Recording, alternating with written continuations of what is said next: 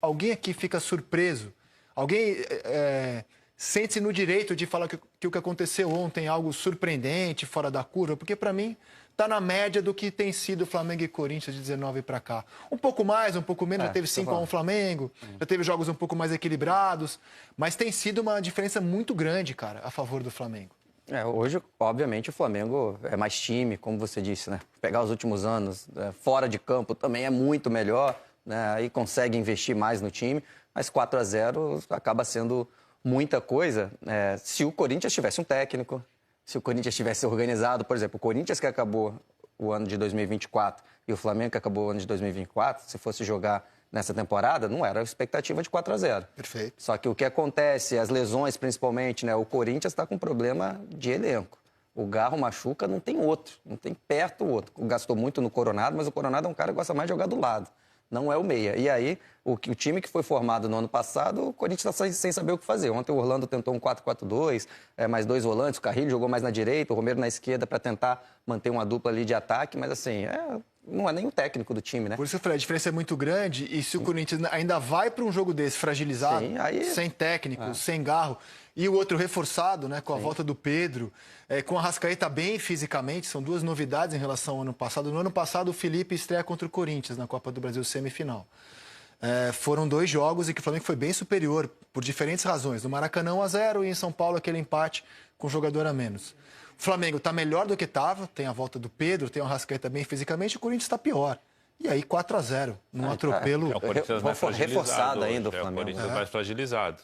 Mas se for bem elenco dos últimos anos, os resultados, é um confronto mais equilibrado hoje. O elenco do Corinthians não é um elenco ruim, perto do que foi os outros confrontos nos anos anteriores. Só que tem um porém aí, acho que houve um atropelo do Flamengo sim, mas o Corinthians se permitiu, né? É aquela coisa, quando eu era pequeno, minha mãe falava, não brinca na rua.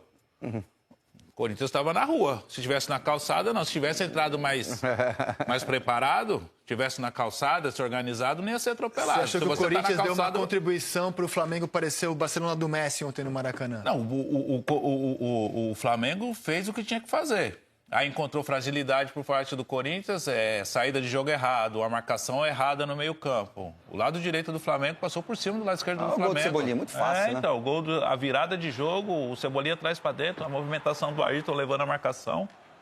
E erros de saída de bola, poderia ter sido mais. Eu acho que muito, assim, o Flamengo jogou bem, foi para cima, fez o que tinha que fazer.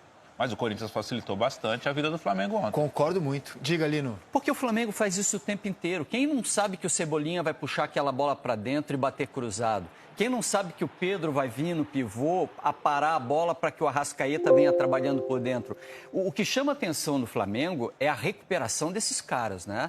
Eu achava que o Arrascaeta entraria em uma temporada de declínio, pode ser renovação de contrato ou não, não sei, mas o Arrascaeta está voando, voando. Há muito tempo eu não via ele em forma como ele está agora. Achava que o Pedro ia demorar para se readaptar, as coisas iam levar tempo e tal. Achava que o próprio Cebolinha era um jogador de utilidade questionável, que a partir de então o Flamengo poderia...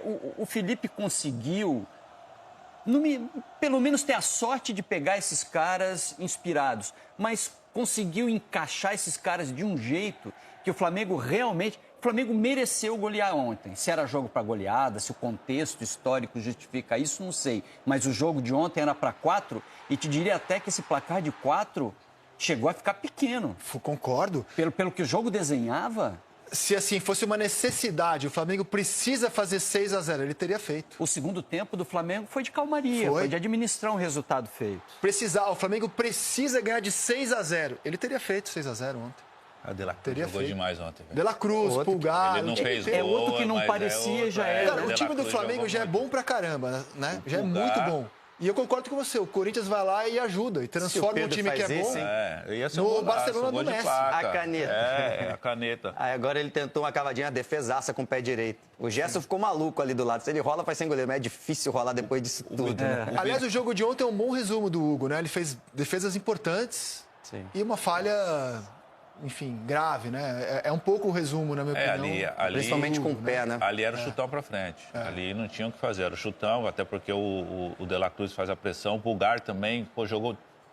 A liberdade que o Pulgar teve para jogar, o Pulgar parecia um camisa 10 ontem. Ele jogando com liberdade, o Bidon perdido na marcação, que o treinador pedia para ele, o Raniel, encostar aqui no lado esquerdo para fechar o corredor do Wesley, que estava o Wesley e o Gerson.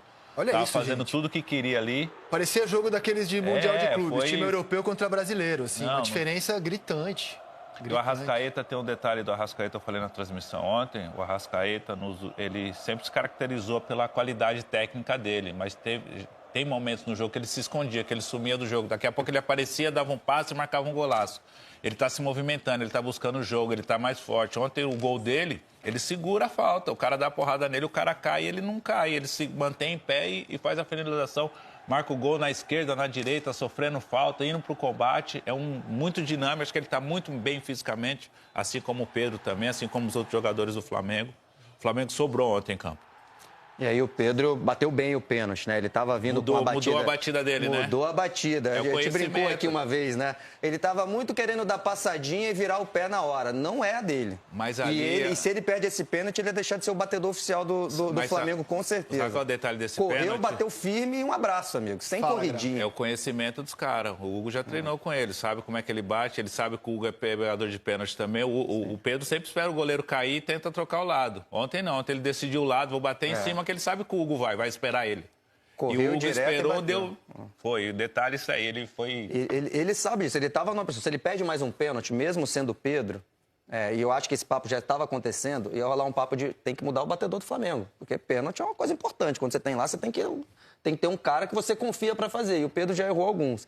Então foi um pênalti importante para ele. Eu acho que essa mudança de batida é boa. Eu acho que ele não tem a qualidade do Gabigol, por exemplo, de tentar fazer isso que o Grafite está falando, de chegar e tentar virar. Então ele está errando alguns pênaltis por causa disso. Mas ele tem um chute muito firme, né? Muito forte. Então se ele só correr, fazer o básico, feijãozinho com arroz, correr, bater firme num canto, eu acho que ele tem mais chance de fazer gol. E foi, é claro, bom, né? Para a autoestima do atacante voltar fazendo gol, fazendo pivô. O gol do Arrascaeta, né? Que o Grafa falou, além da proteção, o pivô dele é o que o Flamengo ganha. Não ganha só fazendo gol. O gol do Arrasca com o pivô do Pedro. E o detalhe, ó, eu vou falar, é com o pé esquerdo. E não, parece um lance simples quem vê, mas, pivô, cara, um monte de centroavante não escora no tempo certo, na medida certa e com a força certa. Ele já abre o corpo. A bola vai voltar, o Pedro está lá na frente. Ele abre o corpo com o pé esquerdo para já deixar na corrida, amaciada. Amaciada. Pro Arrascaeta, né? Belo detalhe. E a finalização é linda, né? Não, e antes da finalização, olha o pé esquerdo o que o Grafite falou da proteção, agora do Arrascaeta. Ó, bota a perna esquerda na frente agora, ó. Por isso que bate na massa e cai, né? Porque ele sabe que o cara vai dar o carrinho, o Raniel, né? Então ele abre agora, ó, abre a perna esquerda, o contato vem na perna esquerda, ele protegeu a bola, depois bateu no cantinho. É tudo pensado rápido por esses caras, por isso que eles têm tanta qualidade. Mas um belo detalhe, você pensou, realmente o toque do Pedro desarma completamente a defesa do... Um toquinho. E tem gente... Desarmou a defesa. Porque ele tá à vontade, ele não tem... Você vê, ele não tem cima, praticamente, ele não precisou fazer aqui para fazer. Ele chegou, ele já chegou fazendo. Esse detalhe é muito legal, realmente, cara, é um toquinho. E às vezes, né, o cara dá o passe certo, mas vai muito em cima do cara, vai forte, não vem rasteirinha. Essa que é a diferença, é o detalhe técnico do cara que deixa na boa, na corrida do Arrascaeta. E o volante que acha esse passe, né? Também. O volante que acha esse passe, olha lá, já olhou. Rasteiro. Ele recebeu livre. Acabou.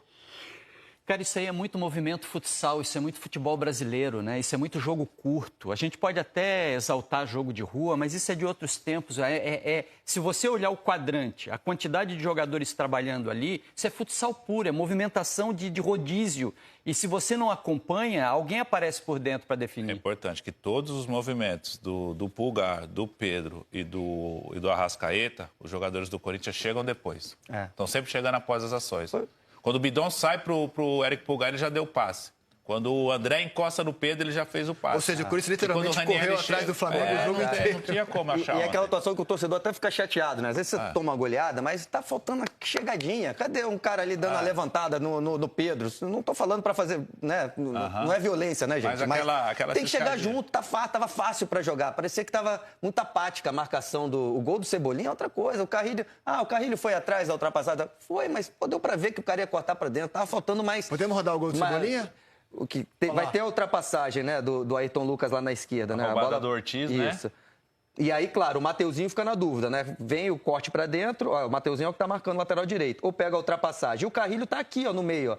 Ele vai, tá vendo? Ele, beleza, eu vou marcar o cara lá. Todo mundo viu que ele ia cortar para dentro. Faltou mais energia nessa marcação. E o Carrilho é um ótimo jogador, mas ele, em vários momentos, tem disso. De novo, eu não estou falando que a falha é do Carrilho, não, tá, gente? É que é uma falha coletiva. De repente, quem deveria ter feito o acompanhamento ou o corte para dentro. Mas assim, parece que estão andando, sabe? Treino, ó, você vai ali. Aí ele foi trotando atrás do dele, o Mateuzinho foi trotando atrás do dele. Faltou aquela energia de, caramba, o cara vai cortar para o meio, vai bater, vai ser gol. Faltou aquele medo de tomar gol. Eles estavam muito no trotezinho ali. Então, acho que faltou também essa parte da energia na marcação do Corinthians. Podemos concordar que o Corinthians chegou a entrar no jogo depois de 1-0 e teve uma janela ali de... Teve a chance do Carrilho. O Carrilho perdeu aquele gol. Foi a única chance no jogo inteiro do Corinthians, o chute do Carrilho. Foi o único momento em que o Corinthians entrou no jogo, né? Que o Memphis começou a participar um pouquinho mais, começou até a dar uma dançada. Durou 10 minutos o jogo do Corinthians? O Bidão saiu pela até esquerda. aquela pancada que ele leva, o Léo Pereira que dá a chegada nele, né?